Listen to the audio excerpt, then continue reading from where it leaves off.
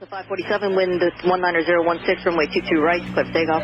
Runway 22 right, clear for takeoff, Delta 547. Taxi via Juliet. Air traffic controllers protect our nation's airways. These are the stories of real air traffic controllers to boldly deliver a safe, orderly, and expeditious flow of air traffic from their departure point to their final 47, destination. wind 19016, runway 22 right, clear for takeoff. Runway 22 right, clear for takeoff, Delta 547. The esprit de corps is gone, and it would be great to build it back up, because guys can sit next to each other there. They don't know anything about each other. They work, they get done, they walk away. Whereas we were family. We fought sometimes, though. Yeah. Oh, really? It was good. Families do that.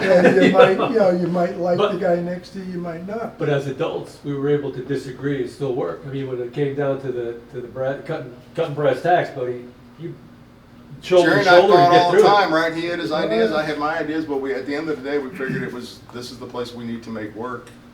You know, I remember, I specifically remember two instances with you and Harrison to where we fixed a problem. Yeah. No bullshit. We didn't go anywhere else. It didn't go any higher. We fixed the problem. And it was, I'll tell you another problem I had was in Rock Springs, but was it Austin or Rock Springs where you were at? Austin. That was my problem, see? You never knew where we were. I got rid of my problem by promoting him. Yeah, that didn't last long. Well, it didn't last long, but I think it gave everybody a different view of things, and it was appreciated. Lenny, I told you then I appreciate it, and I appreciate it. Rich was the president of the union. Yeah. I was the first manager union rep. Yeah, we couldn't make that last long. That was, It lasted for 3 months, but you know what? It gave everybody a different perspective That's right. of what it could be. And I remember, for a long time, you guys didn't know if I was animal, vegetable, or mineral. You didn't understand half of what I did on the scope. We still don't. well, Well, it was the accent, Freddie. We couldn't understand. my Texas accent, but I could show you the burn marks from experience where I learned those things. Yeah, experience is the best teacher. I think you probably heard me tell this before. I've told anybody wants to ask about my experience in Houston Center. I always said that 85% of the people there were just damn good people doing a unique job in a great manner. There was 5% of the people we should have sent to headquarters to run the frickin' country. And the other 10 we should have took to the back fence and shot. They were just that sorry. I worked there 30-something years. There was only one person, only one that I can honestly say that I never got along with. Rick knows. Now you're gonna talk about me again, huh? No, I tell my son, he's the controller, like I said. The best part of my job was I had great supervisors. I really did. I got along with them, I didn't get along with them, but when we walked out the back door, we were friends. But when we were inside, we would fight like cats and dogs, but that was good.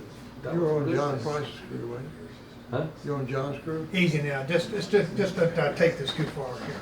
John Price, I had John Price, Bill Pryor, Bob Wold, Jack Stacy. Stan Jorgensen. And let me tell you, Stan and I fought like cats and dogs, constantly. And we go play golf. And we go play golf that afternoon. You But gotta that be was able to do the that. problem solving that we have. That unique freaking ability that says that this is segmented over here. This is not friendship. This is a problem. We need to fix the problem. And yeah, we're gonna argue about it. We're gonna try to get our inputs into it. People would ask me I every love it. day, how can you be friends with him? And I go, we play golf. I remember once when we were in Arizona, I'll never forget this. The situation came up about you. And Okay. we were driving at, 2 o'clock in the morning? And Yeah, about 10 of us in a van playing golf. Charlie tells me, Charlie Tell, we're going to kick him out the van. It was so funny, but we just got along. We did things. We played golf together. I don't know. That was going to Sedona. well, here's the funny story about You were this. there. I was there. Yeah, I got to relay this story because we end up, everything's closed, and we go into this place called Los Abrigados in Sedona. And so Landy's doing the negotiating. He walks in there, and there's like 6 or 8 of us, I guess, maybe 10. I don't remember how many there were. and we were gonna play at Sedona the next day. We were actually gonna stay at Prescott that night, but the graduation at the Embry-Riddle, and we couldn't stay there, so we went on to Sedona. And this is a pretty expensive place, and so the guy gives Lanny the quote, and it's like $200-something, and this is like 20 years ago. Lanny said, that's a lot of money. He said, we can do better than that. He said, you can do better than that. He said, where are you gonna rent this place this time of night? And the guy looks at Lanny and says, you're here, aren't you?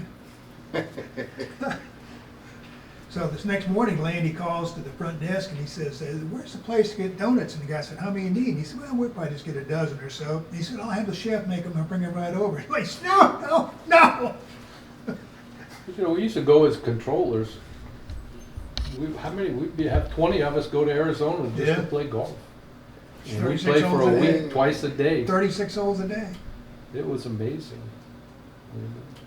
That was for the America West Golf Tournament, would get us there. Oh, that's right.